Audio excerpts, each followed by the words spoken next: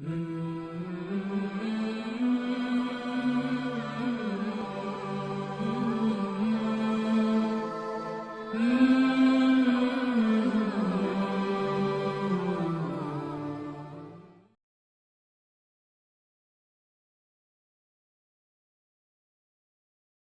anak bepergian naik pesawat.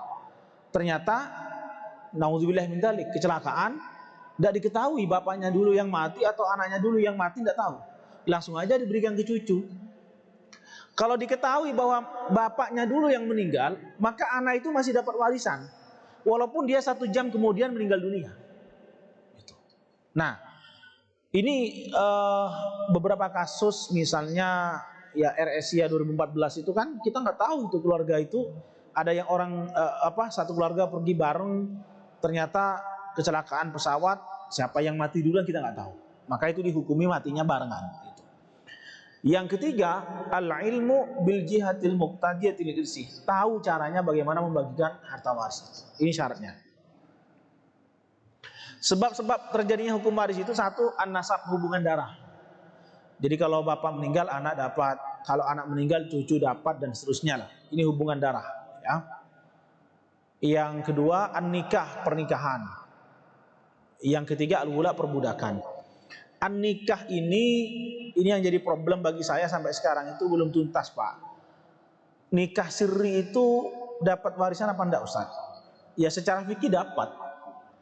Tetapi ketika terjadi sengketa, ini urusannya menjadi panjang, Pak. Karena kan harus diajukan di pengadilan. Lah pengadilan itu kan pasti tanya, Anda istrinya itu buktinya apa? Mana akte nikahnya? Nggak ada, Pak Hakim. Dia pasti aja ditolak oleh hakim tuh. Itu. Ini problemnya sampai sekarang itu. Jadi nikah di bawah tangan, maksudnya itu nikah sirri itu nanti ribet dengan pembagian harta warisnya. Itu, ya. Makanya kalau nikah jangan sirri. Susah, Ustaz, apalagi PNS. Itu harus izin istri pertama itu. Tidak mungkin diizinkan itu. Kata Ustaz Suwita, diizinkan ya nyuri-nyuri gitu kan. Nah, Ustaz Suwita langsung gini nih. Tidak tahu ini tuh maksudnya istri 2 apa nomor 2 gitu. Oh 4 ya. Nah, jadi susah itu nikah siri itu, Pak. Ya. Yang sering ini lagi. Kalau mohon maaf, istri meninggal, suami itu kadang-kadang kan tidak betah, Pak, kawin lagi. Lah itu menurut saya selesaikan dulu warisannya dengan anak-anak dari istri pertama, setelah itu kawin lagi nggak apa-apa. Karena kalau tidak diselesaikan harta warisnya, lalu dia kawin lagi, istri kedua ini kadang-kadang menguasai harta itu, sehingga anak dari istri pertama itu yang nggak direkan, dibuang lah gitu. Itu terjadi. Ini mahasiswi saya sendiri di Pamekasan. Orang Pamekasan, orang tuanya itu pengusaha tembakau, kaya. Pengusaha garam, bukan tembakau, pengusaha garam. Itu ibunya meninggal waktu dia masih kecil, abahnya kawin lagi. Lah kawin lagi ini usahanya semakin lancar gini. Nah sekarang abahnya meninggal, lah ibu yang istri yang kedua ini itu mengusir anak dari istri yang pertama itu. Jadi dia nggak dapat bagian apa-apa. Ini kalau mau kawin lagi, selesaikan dulu urusannya warisannya itu dengan anak-anak dari istri pertama. Silakan kawin lagi. Umpama punya anak itu nggak ribet karena yang anak pertama ini sudah selesai gitu urusannya. Nah, biasanya juga sebagian orang itu kalau mau nikah lagi itu ya wes, rumah yang ada dikasihkan anak semua, dia ngontrak dengan istri yang baru itu. Ya kalau memang dia cinta ya mestinya mau gitu kan. Kecuali memang orientasinya duit ya lain lagi gitu, Pak. Saya ini punya kenalan seorang tokoh ya, aktif di Majelis Ulama Indonesia. Usianya sekarang sudah hampir 70. Nggak nikah, memang bukan duda, memang nggak nikah. Berkali-kali dulu ya, mulai di usia 40 ini sama kiai-kiai itu, ayo nikah, tak carikan ini. Nggak mau. 2019 sebelum COVID itu dia pernah ngomong ke saya, Dek, tolonglah carikan saya jodoh gitu. Berarti usianya sudah 60 ke atas, 65 waktu itu. Cari yang seperti apa, bah, gitu. Pokoknya carikan yang cantik gitu lah. Saya carikan, waktu itu ada guru usia 42 tahun masih perawan. Enggak mau.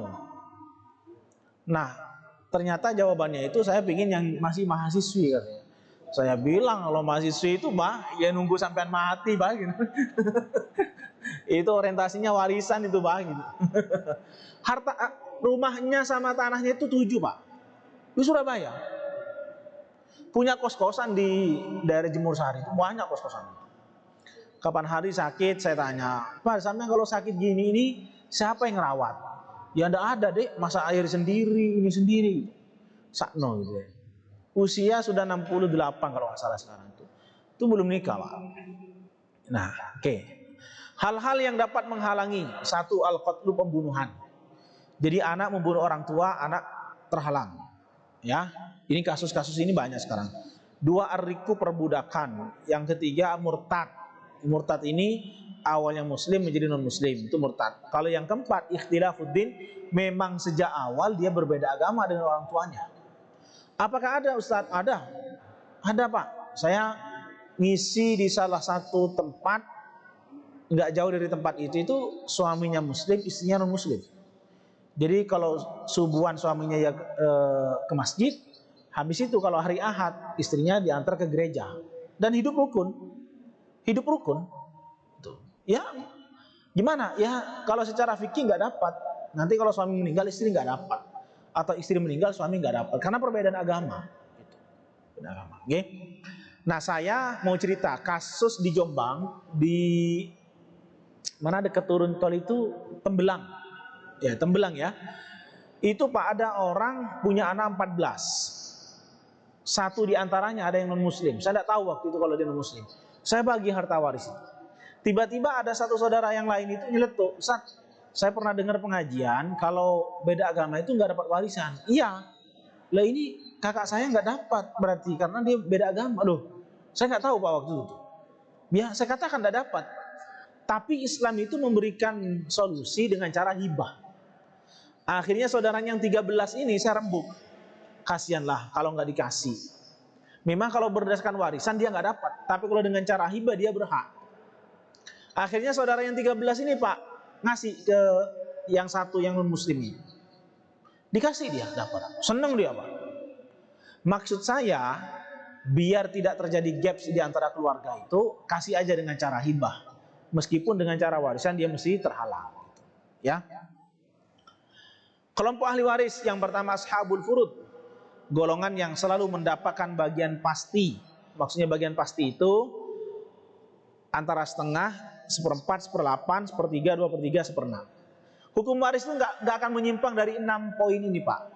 Setengah, seperempat, seperlapan, sepertiga, 2/3, seperenam. Nggak ada seperlima, nggak ada. Ya.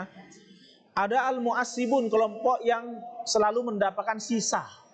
Nanti ini biasanya ini anak laki-laki. Anak laki-laki dapat berapa? Sisa. Nah, sisa itu ketepaan kebetulan bisa jadi banyak. Namanya sisa, bisa jadi juga sedikit. Nah, itu mu'assibun namanya. Ada yang mencakup keduanya, al-mu'assibun dan ashabul furud.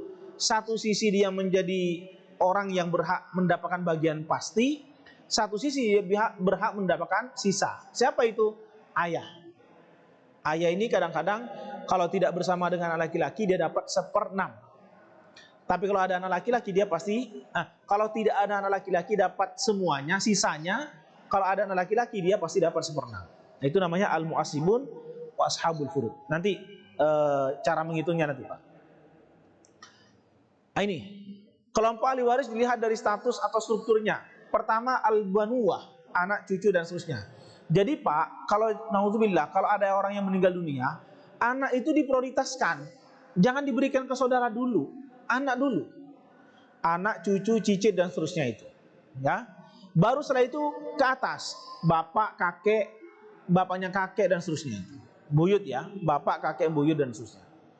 Nah, kalau ke bawah anak tidak ada, ke atas ayah, kakek tidak ada, maka ke samping ukhuwah. yaitu saudara kandung, saudara sebapak, dan seterusnya, saudara seibu dan seterusnya. Kalau ukhuwah sudah tidak ada, saudara nggak punya Ustadz, al-umumah, paman, anaknya paman, berarti sepupu kan, dan seterusnya. Itu Pak. Nah, apakah ada orang di dunia ini yang nggak punya saudara? Ada.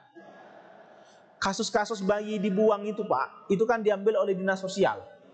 Oleh dinas sosial dirawat, itu kan kadang-kadang nggak ketemu. Ini bapaknya siapa, ibunya siapa, saudaranya siapa, nggak tahu Pak. Jadi dia hidup sebatang kara. Itu. Kasus di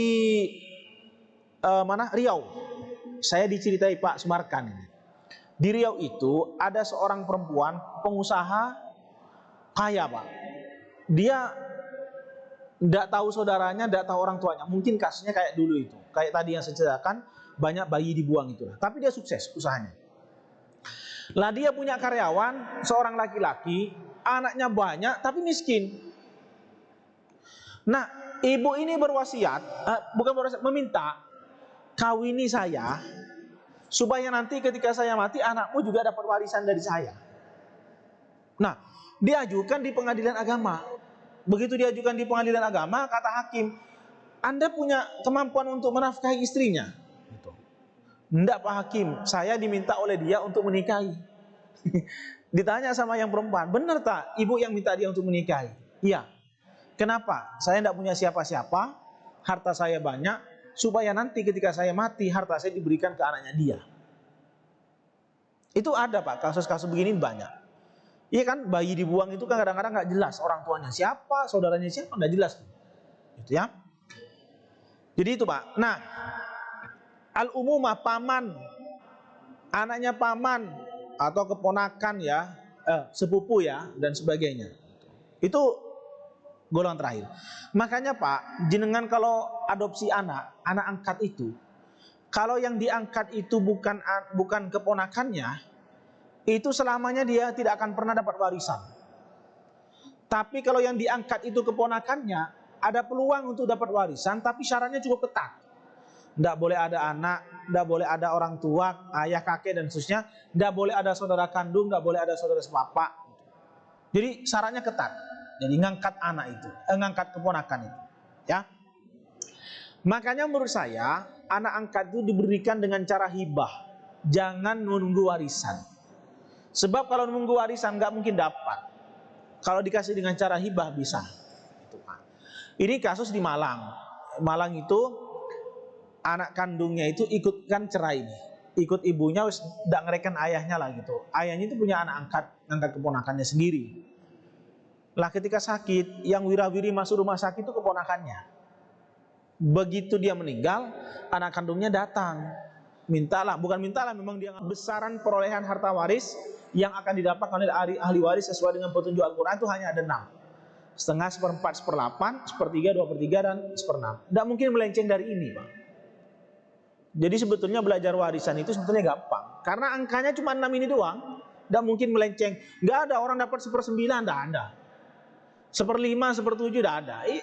Ini namanya 6 ini aja. Kisaran di situ saja. Tidak mungkin yang lain. Ya. Oke, macam-macam asobah. Ini tadi saya bilang. Asobah itu maksudnya sisa ya. Orang yang berhak dapat sisa itu satu. Asobah bin nafsi. Siapa dia? Kelompok ahli waris laki-laki yang dengan sendirinya dia dapatkan asobah atau sisa. Siapa? Anak laki-laki, cucu laki-laki, ayah, kakek. Itu dapat asobah bin nafsi. Asobah bil ghair. Siapa asobah bil ghair? Kelompok ahli waris perempuan yang mendapatkan sisa karena ada ahli waris laki-laki. Misalnya anak perempuan bersama dengan anak laki-laki, berarti dia diasobahkan oleh anak laki-laki tadi itu. Saudara perempuan diasobahkan oleh saudara laki-laki, itu namanya asobah bil ghair. Ada namanya asobah ma'al ghair, kelompok ahli waris perempuan yang mendapatkan sisa karena ada ahli waris perempuan lain. Misalnya anak perempuan bersama saudari perempuan kandung, maka saudari perempuan kandung ini nanti dapat asobah sisa setelah diberikan kepada anak perempuan. Nanti contohnya nanti Pak, ini masih pengantar aja.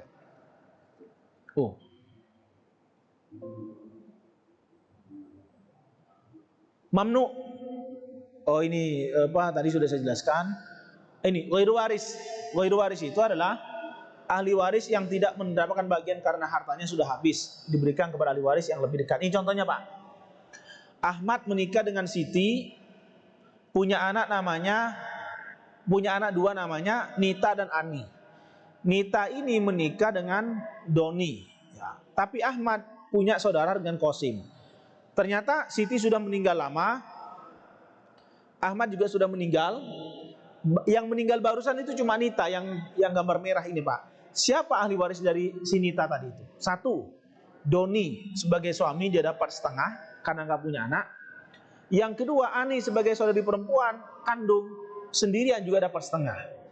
Setengah ditambah setengah kan sudah habis tuh Pak. Lah sementara Qasim, pamannya itu, saudaranya Ahmad ini kan pamannya itu, dia itu tidak terhalang untuk dapat warisan. Tapi karena harta warisnya sudah habis, dia nggak dapat bagian. Itu namanya ghairu waris. Ghairu waris. Ya. Oke, ada al-mamnu tadi itu karena tadi itu murtad, beda agama dan seterusnya ini. Oke. Ada istilah dawil arham. Dawil arham itu ada hubungan kekerabatan dengan mayit tapi bukan ahli waris. Siapa? Misalnya ini. Ahmad menikah dengan Siti, punya anak Ani. Ya, Ani menikah dengan Qasim, ya. Punya anak Doni. Siti sudah meninggal lama, Ani sudah meninggal lama, yang meninggal barusan itu Ahmad.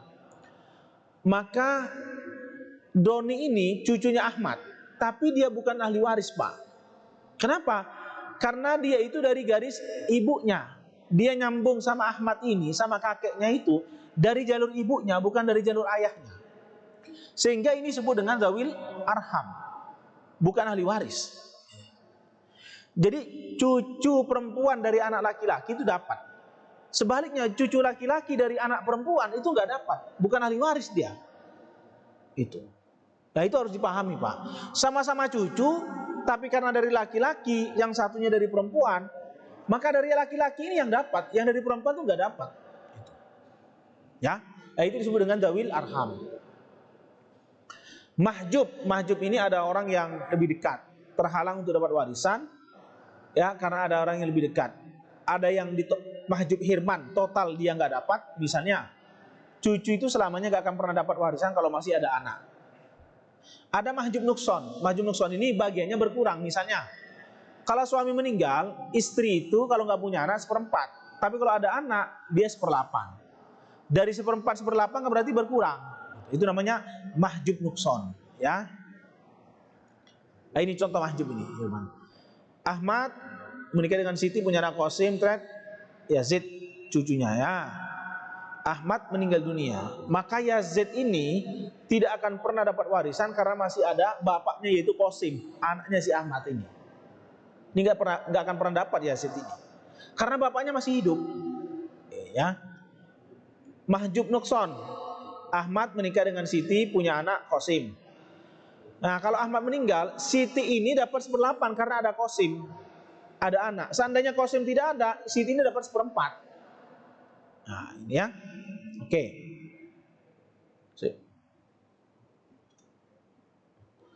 Oke.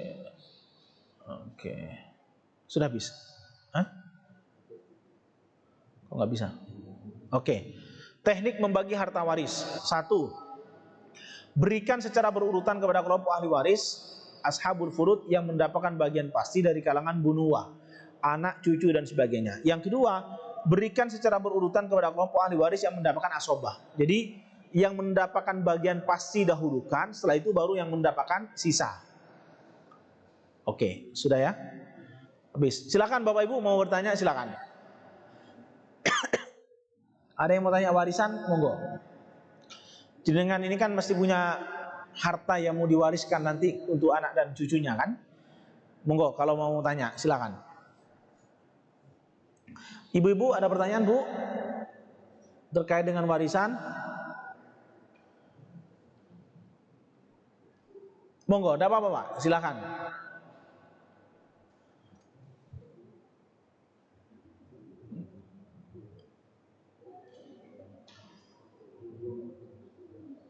Nggak ada? Oke, kalau nggak ada, saya lanjutkan. Misalnya, pertanyaannya begini, Pak, kalau istrinya lebih dari satu, itu cara membaginya gimana? Nah, ini yang kadang-kadang repot. Gini, kalau istrinya lebih dari satu, kalau konsep fikih ya, istri itu kan dapat 1/8 kalau punya anak.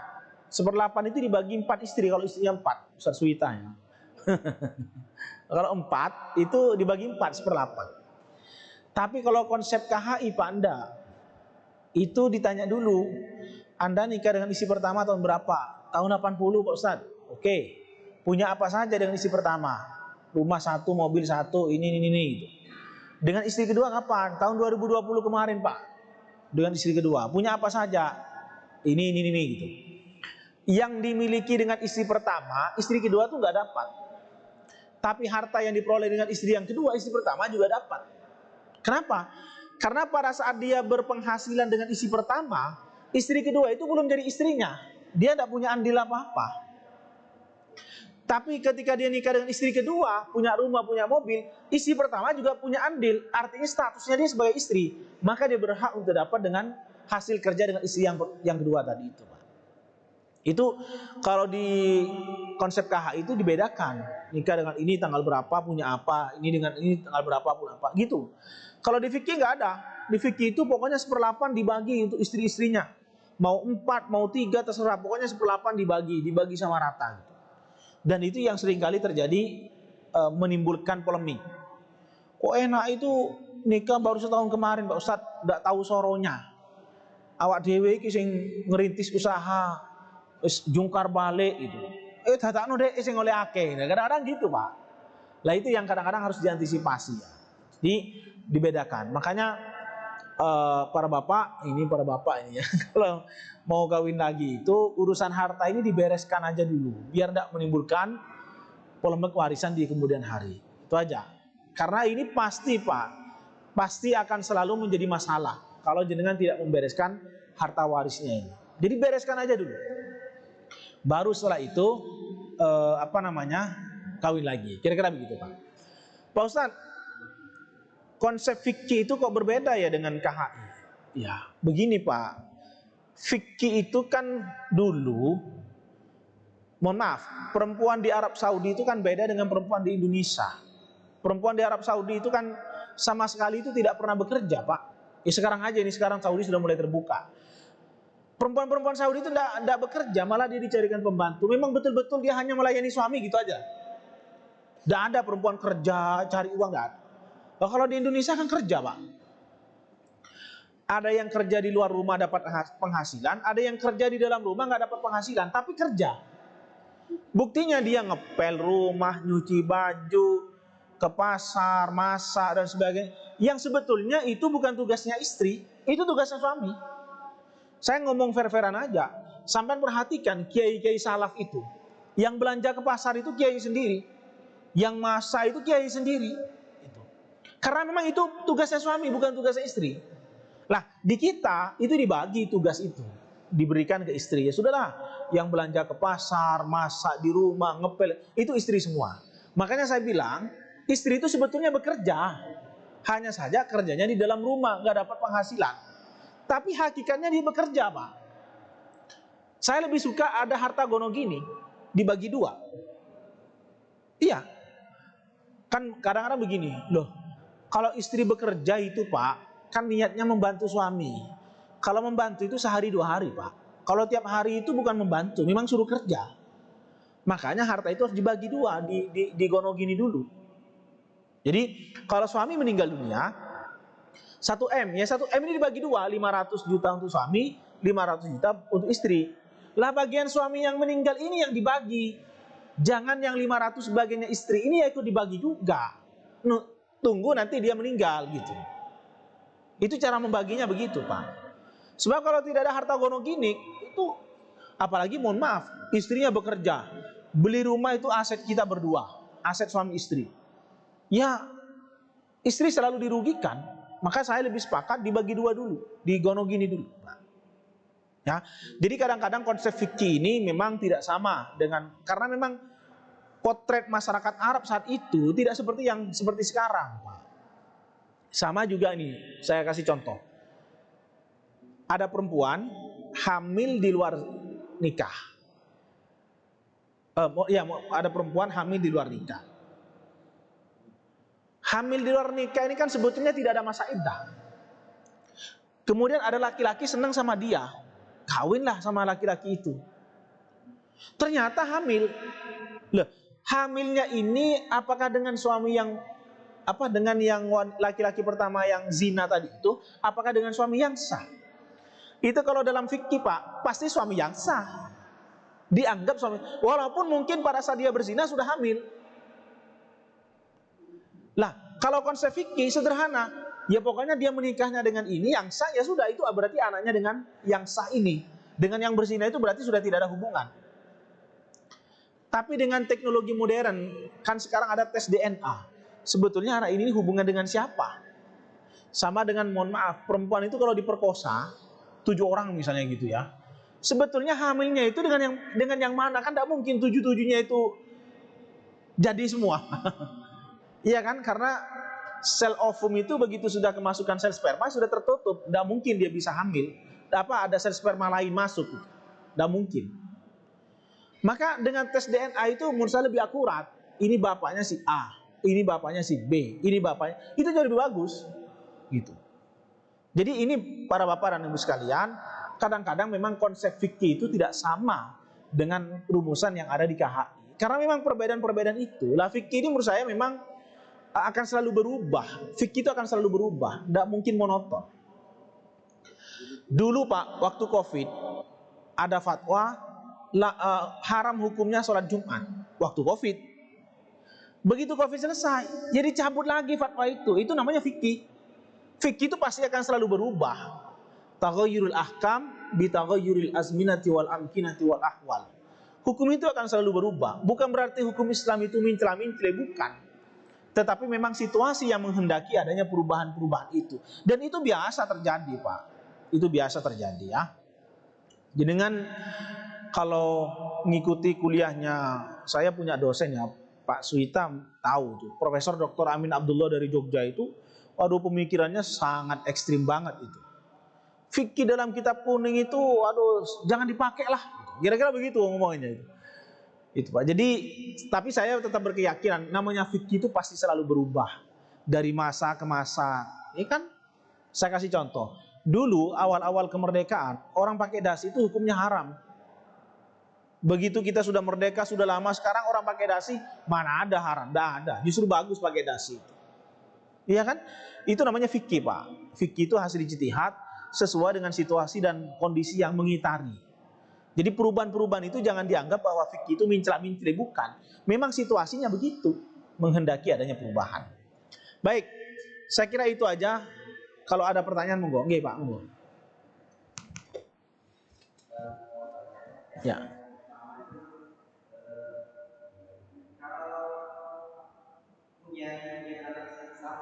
Punya anak satu.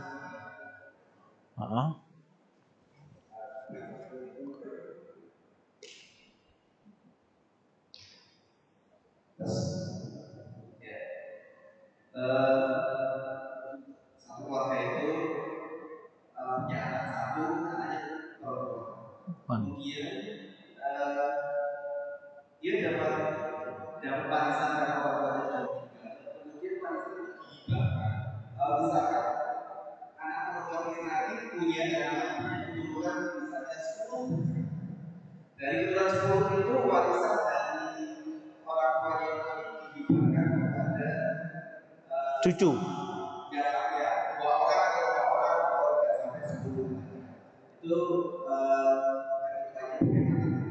itu yang pertama. Yang kedua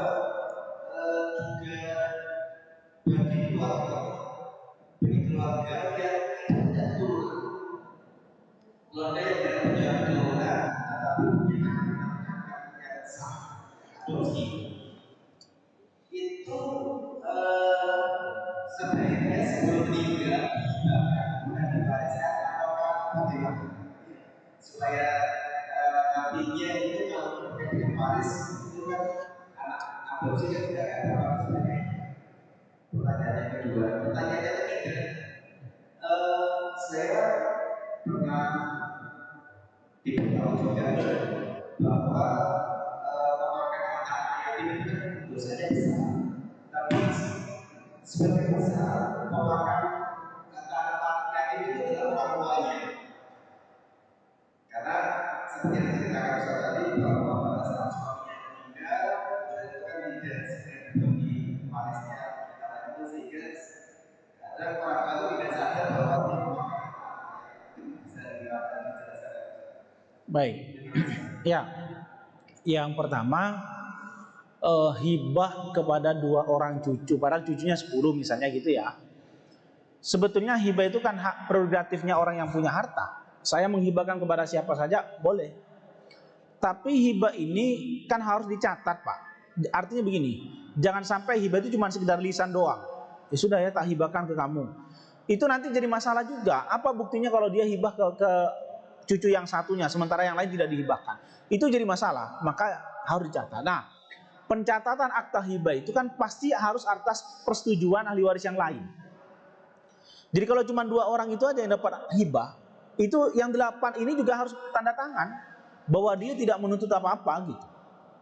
Karena hibah ini tidak boleh juga merugikan kepada ahli waris yang lain. Jangan-jangan hartanya tadi misalnya ini punya anak 10, yang disenangi cuma 2, yang 8 ini tidak disenangi. Terus tak hibahkan sama 2 orang anak ini aja, yang 8 tidak boleh. Itu antisipasi dari hal itu, maka kemudian harus ada persetujuan. Itu yang pertama. Yang kedua, apakah sebaiknya itu dihibahkan? Apalagi konteksnya tidak punya keturunan, dia hanya punya anak angkat. Iya.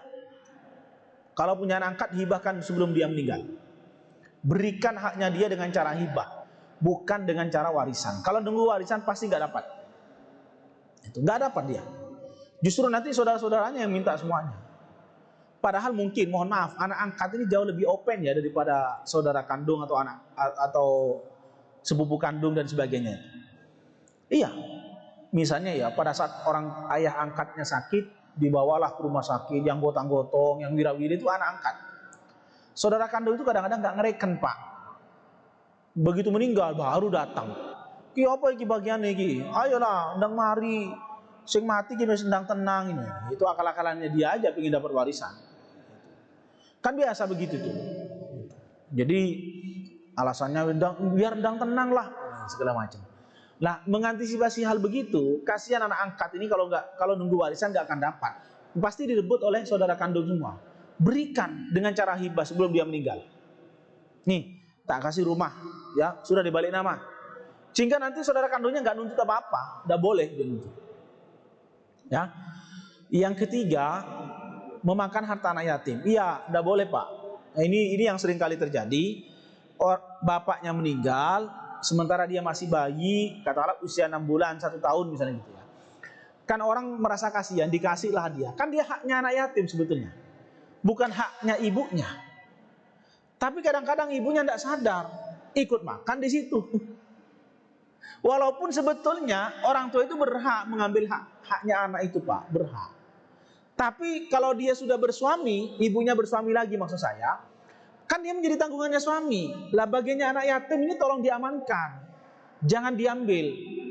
Kadang enggak, suaminya juga ikut menikmati suami yang baru ini. Nah ini yang jadi masalah. Kalau ibu kandungnya sendiri belum nikah, dia ikut makan karena dia merawat, enggak apa-apa, karena memang haknya dia juga. Dan orang tua itu punya hak Pak.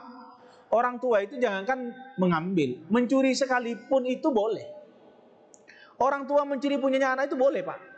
Di zaman Nabi itu ada seorang anak, ayahnya sudah tua renta, tidak bisa kerja, minta nggak dikasih, akhirnya anak ini mencuri, maksudnya ngambil tanpa pamit. Laporlah si anak kepada Nabi, Rasul, ayah saya itu ngambil punya saya tanpa pamit, gimana? Kata Rasulullah, anta wa maluka li abawaika. Kamu dan hartamu itu untuk kedua orang tuamu. Artinya apa? Orang tua mengambil tanpa pamit itu tidak salah. Itu. Jadi ibu kan apa? Ibunya anak yatim tadi itu makan di situ kalau dia tidak nikah lagi ya, itu tidak apa-apa. Karena memang hartanya anak itu untuk orang tua juga, dan apalagi dia merawat. Tapi yang jadi masalah kalau dia sudah kawin dengan laki-laki lain, lah hartanya anaknya ini dimakan, ini masalah ini. Suaminya lagi ikut makan juga, ini tebal lagi gitu. Gitu Pak, nggih? Ada lagi? Ya, silakan. Ya. Assalamualaikum. Menyampaikan mengenai probabilitas istri sama-sama bekerja itu sebenarnya karena seberapa semua ada ini bagaimana pemberian ini masih belum selesai. Harta gono gini sebelum meninggal.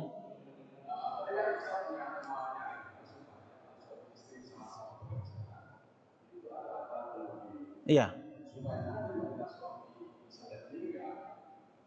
Haknya istri penuh sebelum ada sembilan, yang haknya suami baru sebagai dalam konteks kita belum suami yang masalah bagi boleh nggak bagi diri pada saat masih satu rumah, nggak bercerai juga nggak meninggal gitu maksudnya. Boleh nggak digono gini?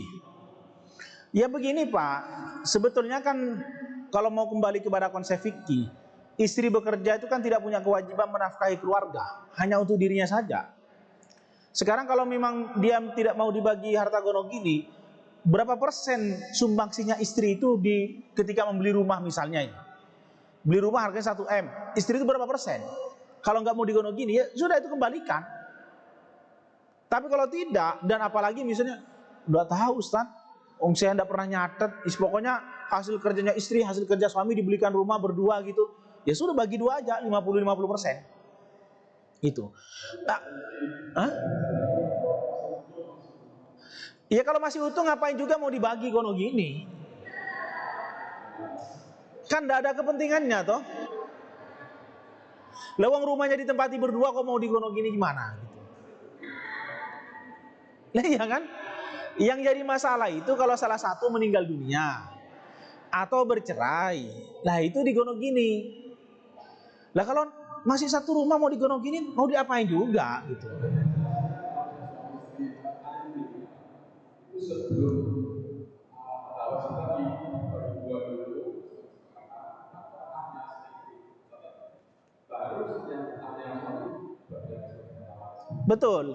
Jadi kalau suami meninggal, hartanya 1 M misalnya ini 1 M. Berarti dibagi dua dulu, 500 juta bagiannya suami, 500 juta bagiannya istri. Lah 500 juta bagiannya suami ini yang diwariskan. Jangan 500 juta bagiannya istri juga ikut diwariskan. Oh itu orangnya masih hidup. Ya, clear ya? Oke. Iya silakan.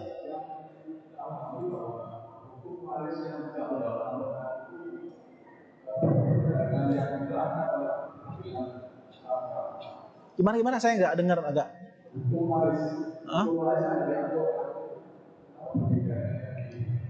KHI. Iya. Begini Pak, KHI itu ada yang menyebut gini, fikih ala Indonesia. Fikih khas Indonesia itu KHI ya. Misalnya, tadi saya bilang nggak ada gono gini. Di fikih nggak pernah dibahas harta gono gini. Tapi di KHI ada. Kenapa? Karena memotret masyarakat Indonesia itu bekerja perempuannya Pak. Istri itu bekerja. Ada yang di luar rumah mendapatkan penghasilan, ada yang di rumah yang rutinitas itu tidak dapat penghasilan, tapi dia bekerja. Kan yang ngurusi rumah itu kan selama ini istri kan. Nah, Ustadz kan itu bentuk khidmahnya istri kepada suami. Iya kalau sehari 2 hari Pak dibantu sama istri. Kalau tiap hari bukan dibantu, yang disuruh bekerja gitu maksud saya. Gitu. Jadi KH itu mempertimbangkan itu bahwa masyarakat Indonesia ini rata-rata begitu. Sehingga perlu ada harta gono gini. Ya, satu. Yang kedua, kenapa kok berbeda dengan rumusan yang ada dalam fikih? Fikih itu kan rumusan yang ada di masa lalu, yang kadang-kadang berbeda dengan sekarang. Maka KHI pun bisa saja berubah nanti pada saatnya. Bisa saja berubah itu nanti. Sekarang ini kayak ahli waris pengganti. Ahli waris pengganti ya, misalnya gini. Orang tua meninggal. Anaknya itu 2, laki semua. Sebelum orang tua meninggal, anak pertama laki-laki ini meninggal duluan. Tapi dia sudah punya anak. Kalau dalam fikih, anak ini cucu ini nggak akan pernah dapat dari kakeknya. Kenapa? Masih ada Pak D-nya, saudaranya ayahnya kan, yang notabene anak dari mbahnya itu. Ini nggak dapat. Tapi kalau di KHI, cucu ini diangkat menduduki posisi ayahnya. Dengan pertimbangan kemanusiaan. Siapa sekarang orang yang pingin bahwa bapaknya mati duluan kan siapa? Tidak ada. Maka kemudian posisi cucu ini, kasihan kalau kemudian dia terhalang untuk dapat warisan. Maka dia diangkat, dinaikkan, menggantikan posisi ayahnya sederajat dengan Pak D-nya itu. Ini pertimbangannya ada pertimbangan kemanusiaan. Nah, saya kalau dihadapkan kepada situasi masalah begini ini, kadang-kadang ada orang, saya tidak mau KHI Pak Ustadz, saya maunya fikih. Oke, tidak mau fikih. Tapi saya lobby untuk diberikan dengan cara hibah. Warisan mungkin dia tidak dapat, tapi dengan cara hibah dia berhak untuk dapat. Itu solusi. Sama dengan laki-laki dapat 2, perempuan dapat 1. Itu saya nggak mau KHI. Saya tidak mau dibagi sama rata. Saya maunya 2:1 hukum Islam. Ya nggak apa-apa 2:1, tapi saya lobby untuk kemudian diberikan dengan cara hibah sehingga perolehannya sama. Dan itu hukum Islam. Jadi gini Pak, hukum Islam itu jangan dibayangkan hanya hukum yang ada dalam kitab fikih. Hukum yang tidak ada dalam kitab fikih tapi tidak bertentangan dengan nilai Al-Quran dan hadis, itu juga bagian daripada hukum Islam. Iya. Kalau hukum Islam itu hanya berlandaskan pada Al-Quran dan hadis, sempit Islam itu Pak. Sekarang saya tanya, lampu merah itu, traffic light itu dalilnya mana? Tidak ada Quran hadis. Traffic light itu Pak. Kalau ngomong hukum Islam harus bersumber pada Quran dan hadis, mana dalilnya lampu merah itu? Tidak ada. Oh kalau merah berhenti, kalau hijau jalan, tidak ada. Tapi apakah itu kemudian boleh dilanggar? Tidak boleh. Itu aturan itu sejalan dengan nilai Quran dan hadis yang kita sebut dengan maqasidus syariah. Hifdun nafas. Dibikin lampu merah itu untuk menyelamatkan pengendara. Saman bayangkan kalau nggak ada lampu merah itu, berapa orang yang akan mati di jalanan? Wong ada lampu merah aja kadang-kadang ditabrak kok. Ini kereta yang barusan di Bandung itu kan, yang 3 orang meninggal itu. Iya kan? Jadi aturan tentang traffic light itu, kalau saya ditanya, itu wajib dipatuhi apa enggak? Wajib. Wajib, dan itu hukum Islam. Karena itu berkaitan dengan keselamatan manusia. Makanya saya bilang, persepsi kita ini, hukum Islam itu yang hukum yang bersumber pada Quran dan hadis. Bukan. Yang tidak ada dalam Quran dan hadis pun, yang penting tidak bertentangan dengan Quran dan hadis, itu hukum Islam. Maka 2:1 dalam konteks warisan itu, asal ada kesepakatan bersama, tidak apa-apa, dan itu hukum Islam. Itu. Paham lagi? Oke, ini ada satu lagi, silakan. Iya.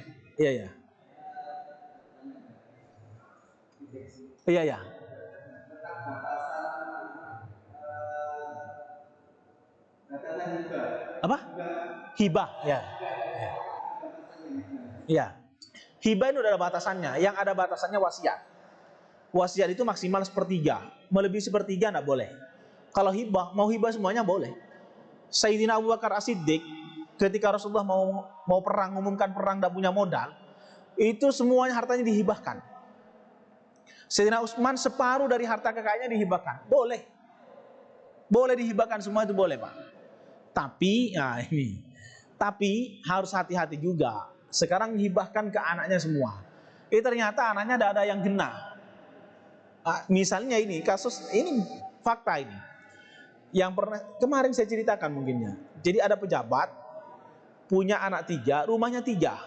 Suaminya meninggal, istrinya ini yang masih hidup dikasih lah ini rumah pertama untuk anak pertama, rumah kedua untuk dan seterusnya lah. Setelah itu ibunya yang dikontrakkan Pak. Ibunya dikontrakkan. Ya nangislah orang tua. Mana nggak nangis itu? Artinya apa? Bahwa hibah itu hati-hati. Karena anak itu ya watak, watuk dan wahinya itu tidak sama. Iya kan? Apalagi sudah punya pasangan, sudah menikah. Kadang-kadang dipengaruhi oleh pasangannya. Anak perempuannya dipengaruhi oleh suaminya, anak laki-laki dipengaruhi istrinya. Kasus yang saya ceritakan tadi itu ada di Surabaya. Dan itu betul. Provokatornya itu mantunya. Ustalah, ibu itu wis dikontrakkan ailah. Rumah ini punya kita, ibu sudah ngasih ke kita. Ya bablas Pak. Nah, jadi hibah itu harus hati-hati. Kalau perlu bersyarat. Rumah ini nak saya hibahkan ke kamu, tapi dengan syarat kamu harus merawat saya sampai saya mati. Boleh. Ada persyaratan, boleh. Rawat saya sampai mati, tapi rumah ini kamu ambil. Itu tidak apa-apa. Gitu. Paham ya? Sampun? Sampun Pak? Nah, alhamdulillah sudah isya kayaknya, dan terima kasih. Mohon maaf atas segala kekurangan dan khilafan. Semoga kita semua diberikan kesehatan oleh Allah Subhanahu wa taala. Amin. Bismillahirrahmanirrahim. Alhamdulillahirabbil alamin. Allahumma shalli wa sallim ala sayyidina Muhammadin fil awwalin wa shalli wa sallim ala sayyidina Muhammadin fil akhirin wa shalli wa sallim ala sayyidina Muhammadin fil wahid. Allahumma ya Allah, inna nas'aluka salamatan fid din wa afiyatan fil jasad wa izzatan fil ilmi wa barakatan fil rizqi wa tawbatan qabla al-maut wa rahmatan inda al-khatim ba'da al-maut najatan min al-musab. Allahumma rzuqna auladan salihin bihaqqika wa rabbil alamin fardun wa antakhil warisin ya muhawwilah wal habil harisul hal. Allahumma inna nas'aluka imanan daiman sadiqan wa qalban khashi'an wa amalan salihan maqbulan wa ilman nafi'an wa rizqan wasi'an halalan tayyiban taliban wa matlub wa aqlan dhakiya wa badanan sahiha wa 'alal bala'i sanka 'ala kulli syai'in qadir. Rabbana atina fid dunya hasanah wa fil akhirati hasanah wa qina adzabannar. Adkhilna al-jannata ma'al abrar ya 'azizan ghaffar ya rabbal alamin. Sallallahu alaihi wa Muhammadin wa alihi wasallam. Subhana rabbika rabbil izzati amma yasifun wa salamun alhamdulillahi rabbil alamin. Bi barakatil Fatihah. Bismillahirrahmanirrahim. Ar-Rahmanir-Rahim. Maliki yaumiddin. Iyyaka na'budu wa iyyaka nasta'in. Ihdinas siratal mustaqim. Amin.